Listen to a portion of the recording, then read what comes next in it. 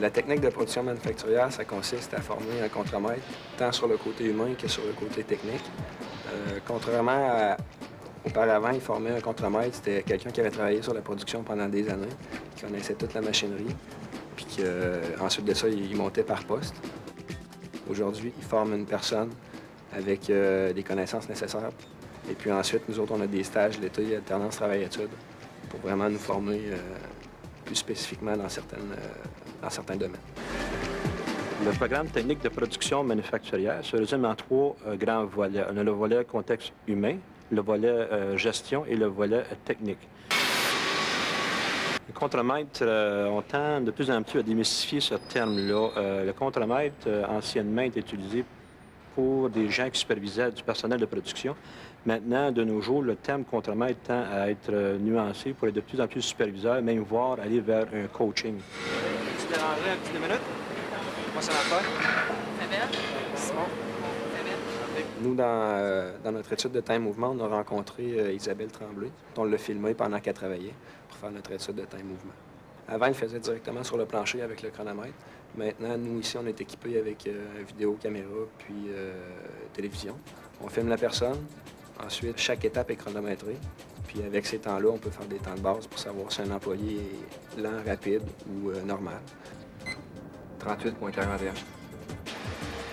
C'est pas dans mes habitudes de me faire filmer là, à tous les jours. C'est exceptionnel. C'est un peu énervant.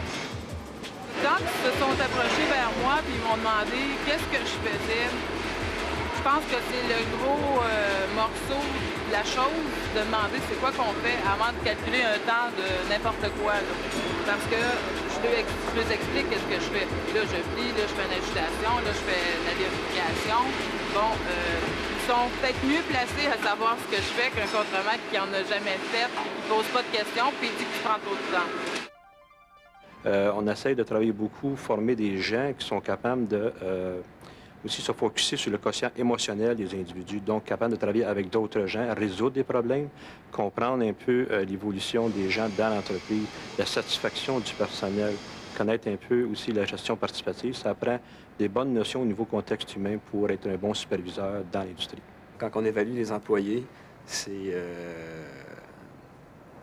sûrement y dire. Si c'est nous le contremaître, on a à y dire, écoute, normalement, faire une pièce, ça prend tant de temps, toi, ça t'en prend tant. As-tu un problème? Y a-t-il quelque chose qui ne va pas? Peut-être que c'est un problème personnel, peut-être que c'est une machine qui ne va pas bien. C'est à nous à s'informer pour savoir si c'est quoi qui ne va pas, en fait. Ça peut pas toujours bien aller avec les employés. C'est sûr que des fois, tu as à trancher et à leur dire, bon, ben écoute, ça marche pas, faut que tu travailles plus vite, faut que tu t'améliores. On dit production manufacturière, c'est peut-être trop relié à l'entreprise, le terme shop. Là. On dit on va travailler dans une shop. Attendez, le premier temps, c'était quoi? 80. Ce qu'il faut faire, c'est vraiment démystifier ce thème-là puis dire que c'est beaucoup plus scientifique que juste manœuvre pour ces individus-là qui vont travailler à l'intérieur de l'industrie.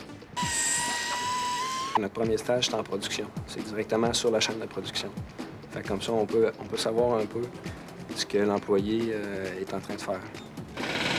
Pour Martin, on est avec un programme d'alternance travail-études. Donc, Martin va aller faire un stage cet été. L'entreprise qui va évoluer, lui a déjà réservé ses 2 autres sessions d'études. Donc, pour les 3 années de sa formation, il a déjà ses stages accomplis et on lui garantit un emploi au terme de sa formation.